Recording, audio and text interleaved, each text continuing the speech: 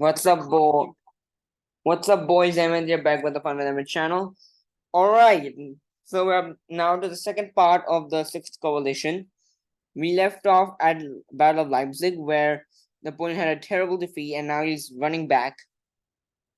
Now, the Ally army, the Prussian and Russian army under General Blucher, and the army of Bohemia under General Swartensburg of Austria, I've crossed the Rhine into France. Now Napoleon will embark on the most greatest campaigns in history, which is called defending of the nation.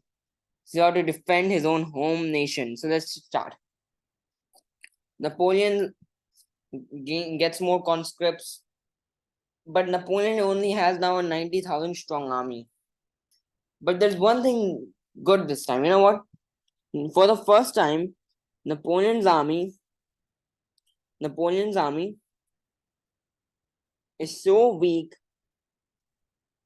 that Napoleon can control his troops directly. Means in direct command, he can control his troops. So this will come up very much key because like he's gonna need that direct control, right? So yeah.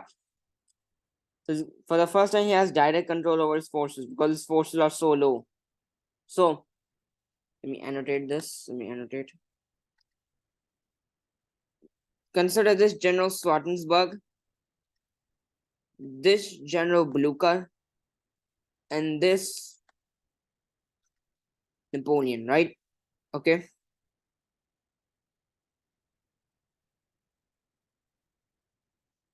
So now let's do it. So uh, General Swartensburg's army of the Bohemia is near Brienne. They've crossed the Rhine into France. They're near Brienne. Now Napoleon will confront them. Napoleon comes up right here near Brienne, and it's the first war. Like it's the first time that Napoleon loses on French soil. What happens? Napoleon confronts the Swartensburg's army. It defeats them, but due to so many troops of Swartensburg, because like the Austrian, Bohemian, Prussian, Russian, all forces are combining together here, right? So all of them together were able to defeat Napoleon for the first time on French soil. Napoleon loses, but something goes good for Napoleon. What General Blucher and Swartensburg decide? General Blucher decides that he will go from here to here from Paris, and Swartensburg said he will go from here to here to Paris, so that the roads don't have too much pressure. The roads don't have too much pressure. Little did they know that these directions to get to Paris are like dividing their army is literally playing into Napoleon's hands.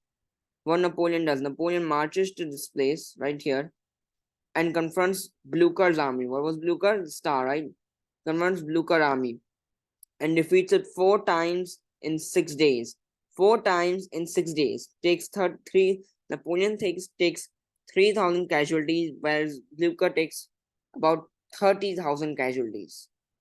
Right? Now what happens?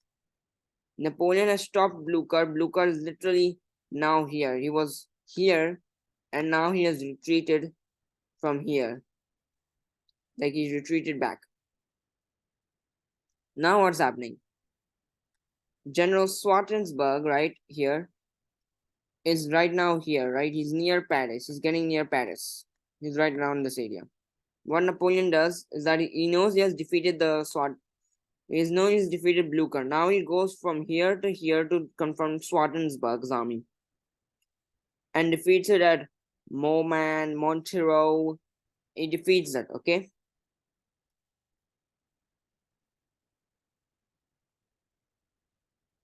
He defeats Swartensburg's army, right? He defeats it, and then the Swartensburg's army is also retreating. Swartensburg retreats to about here,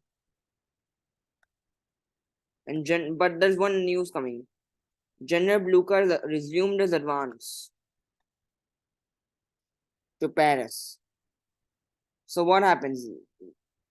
Just at this one place, there were one and two, right? What Napoleon does, Napoleon confronts them in the Battle of Crayon, where Napoleon gets a lot of casualty, but is able to defeat the Prussian Russian army. It's a combined army of Prussian Russians, the Prussian Russian army. And then in the Battle of Laon, is not he actually gets defeated. Why? Due to terrible judgment of his marshals and many other reasons. Because Napoleon's kind of too hasty right now. So at Laon, Napoleon prevents a very much larger defeat due to General Blucher, who was due to General Blucher's change in tactics. Okay, for you to understand this, you have to understand what is the behavior of General Blucher. General Blucher is very attacking and and etc that much. So when he's told that the French army is very large, he goes very much super, like, he's very much defensive and much thinking. But and overall in the Battle of Laon, Napoleon loses 6,500 men, loses a whole guard, national guard of like about I think Marmont, yeah, Marmont's national guard, and he's going back. He's retreating because he knows he can't defeat them. Napoleon is retreating now from here, but he's done one thing. He has at least slowed down General Blucher's advance. Now, he again confronts Swartensburg. Why? Swartensburg is again going towards Paris. So they confront at this Arcus Orbi.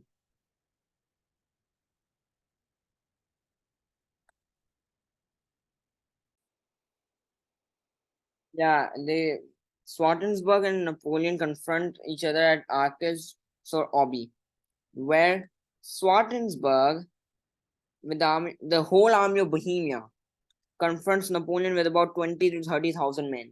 Why? Napoleon thinks Swartensburg was retreating, but actually Swartensburg wasn't retreating. He wanted Napoleon to think he was retreating, and then he literally charged him. So like about 80,000 men of Swartensburg versus like 20 to 30,000 men of Napoleon. What happens? Napoleon tried very hard, but he could not defeat the Austrians. Austrians, like, there were too many of them. Now what happens? Now which situation are we in? General Blucher has defeated Napoleon, and now he's gonna continue his advance to Paris. So will Swartensburg, because he's also defeated Napoleon now at Arcus Orbi. Napoleon sees that he's too weak, right? So what he does? Think about it in the way that this is Napoleon, this is Swartensburg. I'm just saying in like wild calls. No, actually, this is Swartensburg at near Orcusberry. So what is Napoleon's plan is that he goes ahead and cuts off the supply line of the Russian army and the Austrian army under General Swartensburg. If he cuts the supply line, the Allies will stop their offensive on Paris.